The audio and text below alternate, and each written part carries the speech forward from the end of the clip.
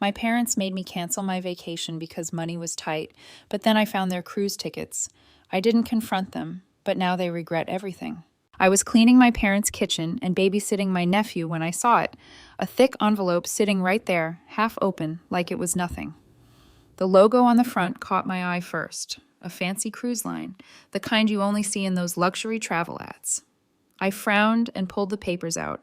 It took me 3 seconds to understand what I was looking at, a full itinerary. My parents, my brother, my sister, her husband, even their kids, a fully paid for, week-long cruise. I felt my stomach drop, my hands tightened around the papers, my heart beat loud in my ears. This had to be a mistake. They couldn't afford a vacation. They told me so 2 months ago. I had to cancel my own vacation because money was tight. My best friends had planned it for a year, 5 days at an all-inclusive resort, the first real break I'd taken in years. I'd saved every penny myself, worked overtime, turned down nights out just to afford it. Then my parents sat me down and told me they needed help. My sister was struggling, childcare was expensive, and she really needed to pick up extra shifts. They couldn't afford to hire a babysitter, and they just needed me to step up for the family. And the money? Well, things were rough. It's just not responsible for any of us to take vacations right now, my mom had said, shaking her head. We all have to make sacrifices. So I canceled. My friends were disappointed but understood. They went without me. Now, standing in my parents' kitchen, holding proof that they had lied to my face, I felt something inside me snap. They hadn't just gone on vacation. They had gone without even telling me. No one had mentioned it, not once. My brother had texted me that morning about borrowing money to fix his car. My sister had asked if I was free for babysitting next weekend.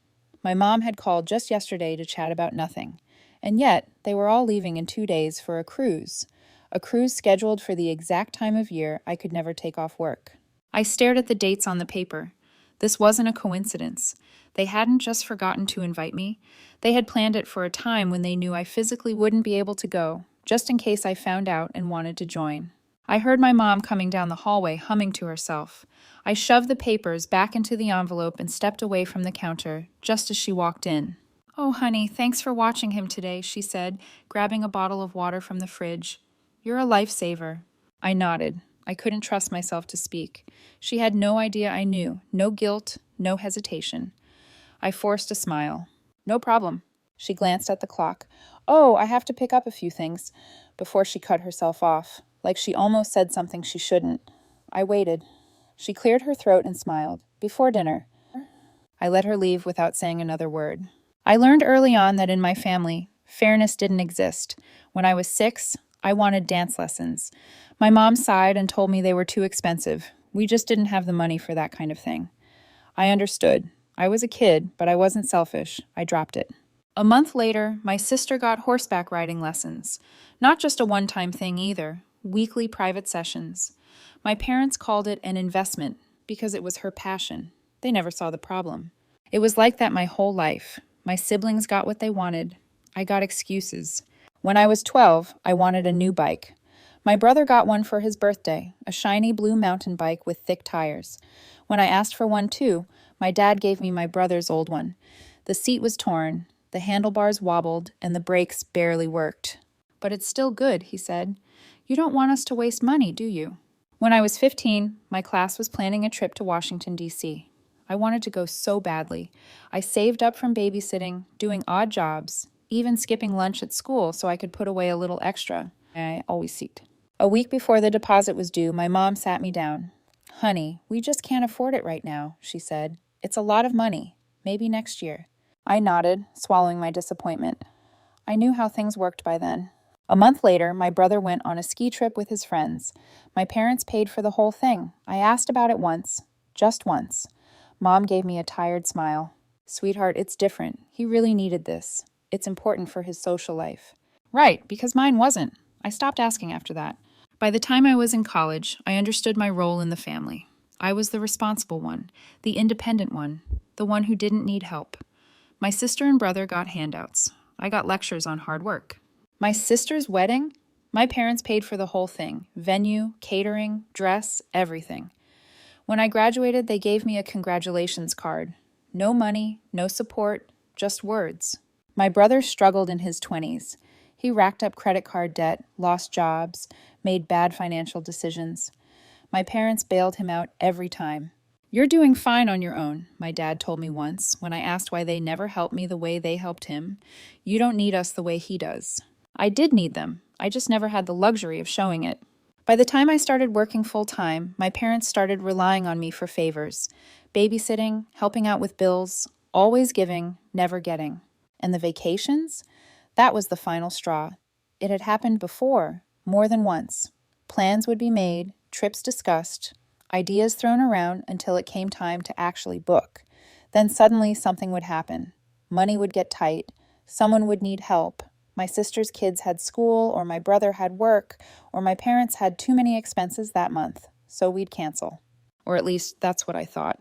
Now, looking at those cruise tickets, I realized the truth. They weren't canceling vacations. They were canceling my vacations.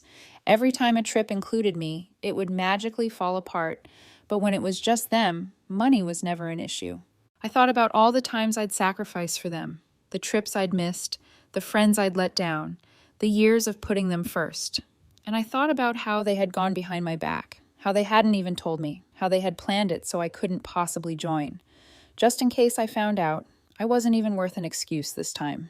That was when something in me changed. I didn't say anything, I didn't confront them, I didn't make a scene, I just stopped. The first test came 2 days later. My sister called me in a panic. "Hey, can you watch the kids this weekend? Something came up at work and I really need the shift." I usually would have said yes, always did. I would have rearranged my plans, given up my free time, dropped everything to make her life easier.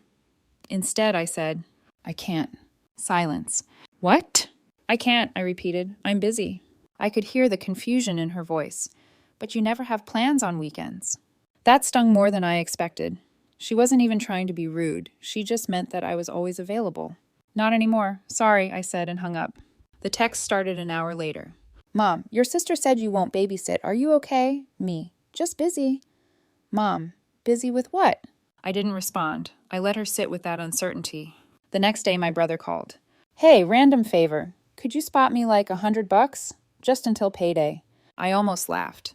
This was the same brother who had just come back from a vacation I wasn't invited to.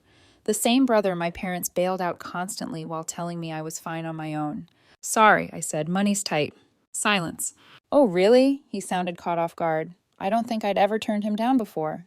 "Yeah," I said. "We all have to make sacrifices, right?" I could hear the confusion in his voice. He mumbled something about figuring it out and hung up. It didn't take long for them to realize something was wrong. Mom called me that night, her voice overly sweet. "Hey, honey, is everything okay? You've been a little distant." I leaned back against my couch and stared at the ceiling. "I'm fine, just focusing on work." "Oh, good, good," she paused. "You know, we missed you this past week." I nearly choked. They missed me? The people who had gone out of their way to make sure I couldn't be there? "That's funny," I said. "I didn't even know you were gone." Silence. I let it sit between us, heavy and sharp. She had no idea I knew. "Anyway," I said, my voice light, casual. "Hope you had fun." I hung up before she could say anything else. The cracks started forming fast. My sister struggled without me. She had to start paying for a sitter, and suddenly her extra shifts weren't worth the cost. My brother had to figure out his own finances. Turns out when you burn through money expecting someone else to catch you, reality hits hard when that person stops catching you. My parents. They weren't used to me being distant, not answering every call, not showing up when they needed something. I didn't fight with them. I didn't call them out. I just wasn't there, and they felt it. I knew the exact moment it shifted from confusion to panic. Mom showed up at my apartment unannounced. She never did that. I opened the door and saw her standing there, holding a bag of homemade food like a peace offering. "Thought I'd bring you dinner," she said, smiling too wide. I let her in, but I didn't fill the silence like I used to. I let her fidget, looking around my apartment like she was trying to find proof that something was wrong with me. Finally, she sighed. "Hey, just tell me what's going on." I blinked. "Nothing's going on." "Jess." She set the bag on the counter. "You've been different. You're not answering calls. You're avoiding your family." "I'm not avoiding anyone," I said simply. "I've just been busy." Her lips pressed together. "Are you mad at me?" I met her gaze, holding it, letting the silence stretch. I wanted her to sit in it. "Why would I be mad?" I asked finally. Because I had to cancel my trip while you all went on a cruise without me? The color drained from her face. I had never seen her look guilty before. She opened her mouth, then closed it. Jess, it wasn't like that. Oh? I tilted my head. Then what was it like? She floundered. We didn't think you'd want to go, and you're always so busy with work. We thought... That's interesting, I said, voice even, because you didn't even ask. She swallowed hard. Honey, it wasn't personal. It always is, I said. Her mouth opened, but no words came out. I let her sit in it, and then, for the first time in my life, I didn't let her off the hook. I let her sit there, shifting uncomfortably, looking for a way to twist the conversation back in her favor. For once, I didn't let her. She had nothing to say that would change what happened. No excuse that would make it better. I watched as she cycled through her usual tricks, fake concern, guilt, downplaying the situation. None of them landed. I wasn't playing the game anymore. After a few seconds of silence, she forced out a laugh. Oh, Jess, don't be so dramatic. It was just a trip. I smiled, not the kind she was expecting. You're right, I said. And now it's just me being busy. Just me choosing to put my own life first. Nothing personal. Her jaw tensed. She wasn't used to being on this side of the conversation. She tried to keep the mood light as she left, but I could feel the tension in her voice, the uncertainty. She couldn't figure out what was happening. I wasn't arguing. I wasn't making a scene. I was just done. She must have called my father on the way home, because the next day he showed up at my job. I saw him through the glass doors of my office building, standing outside with his hands in his pockets, waiting. Typical. He'd never respected my boundaries, so why would he start now? I walked outside but didn't stop, just kept moving toward my car. Jess, he called, hurrying after me. Come on, don't be like this. I unlocked my door. Be like what? You're being unreasonable. Your mother is worried sick. I almost laughed. Worried about what? That I'd finally caught on? She said you think we left you out on purpose, he continued. That's ridiculous. Is it? I turned to face him, leaning against my car. You knew I couldn't take time off work. You planned it for that exact time. That wasn't an accident. He scoffed. So what? We were supposed to schedule our whole lives around you? No, just not lie to me. That shut him up for a second.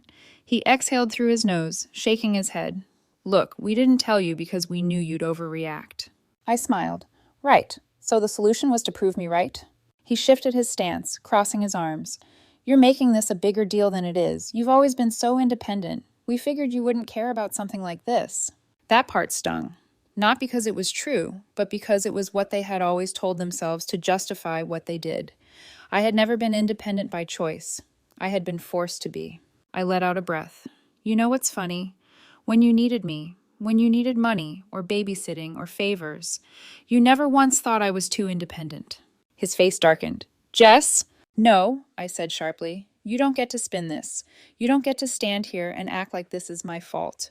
You needed me my whole life. I needed you once, and you lied to me. I opened my car door. He stepped forward like he wanted to stop me, but something in my face must have warned him not to. I got in and shut the door. I didn't look back as I drove away. But I wasn't done yet. I knew how they worked. If I didn't make things explicitly clear, they'd tell themselves whatever version of reality made them feel better. So I made sure there was only one version.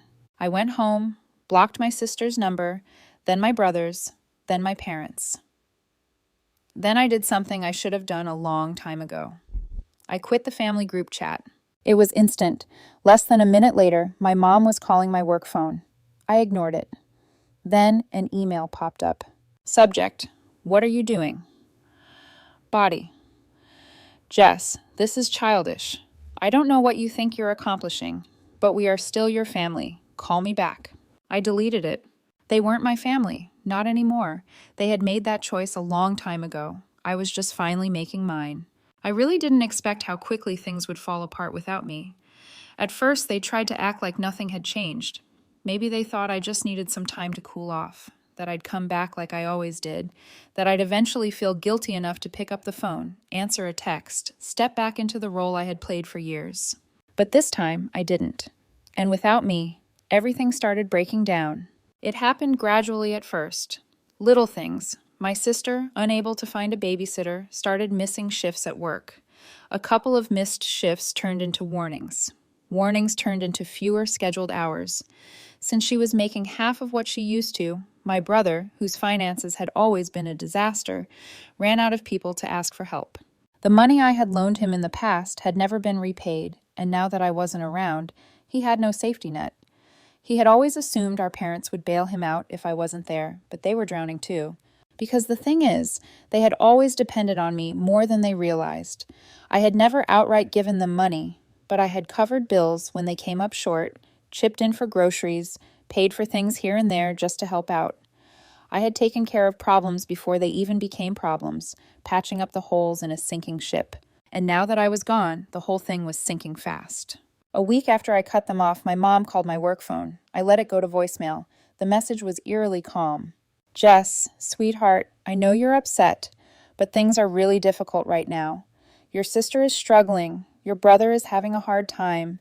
We just need a little help getting through this rough patch. Call me back, okay? I didn't call back.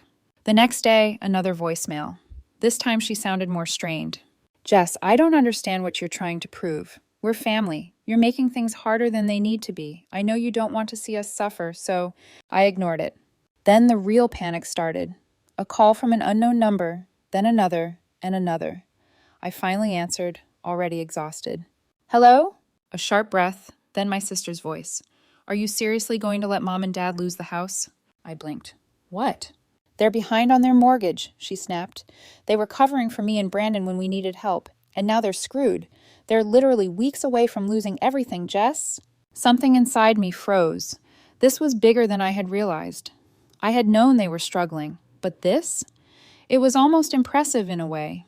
They had gone on a luxury vacation just months ago, guilt-tripped me into canceling my trip to support the family, and now, suddenly, they were on the edge of financial ruin. What do you expect me to do? I asked, my voice flat. Oh my God, Jess, are you serious? Mom and Dad are going to be homeless. They need help. I let that sink in. They needed help, just like I had needed help growing up, just like I had needed support when I put myself through college, worked multiple jobs, took care of myself while they threw money at you and Brandon. They had never been there for me, but now that their backs were against the wall, now I was supposed to save them? Jess, my sister tried again. We're talking about Mom and Dad's house, the house we grew up in. You can't just... I cut her off. If I lost my job tomorrow, if I couldn't pay my rent, if I called and begged for help, would you take me in? Silence, a long, cold, telling silence. Jess, she said quieter now, that's not... It is the same, I said, and you know it. Another pause, and then anger. You're being so vindictive, she snapped. We're supposed to be family. We were supposed to be family when you all went on a vacation and left me behind. That's not the same thing. Goodbye, Lisa. I hung up, and this time I felt nothing. No guilt, no second guessing. They had made their choices. Now they were living with them. A few days later, my mom showed up at my apartment. I wasn't even surprised. I opened the door to find her standing there, her face pale, eyes red like she had been crying. She didn't even try to pretend this time. Jess, she whispered, we have nowhere else to go. I let those words settle between us. She meant it. They had exhausted every option, burned through every lifeline. I was their last resort. And I knew in that moment that if I let them back in, if I helped them now, after everything, they would never stop. They would never change. And I would never be free. I inhaled slowly, gripping the doorframe. I'm sorry, I said, but I can't help you. Her lips trembled. Just please. If I was the one standing here, I said softly, would you let me in? Tears spilled down her cheeks. You're our daughter. I nodded. And I was your daughter when you chose to leave me out. I stepped back and I shut the door. I stood there listening, waiting. I heard her cry. I heard her plead one more time, and then finally I heard her leave. I exhaled, feeling something lift off my chest. It was over. Was I wrong for not helping her? Leave your thoughts in the comments.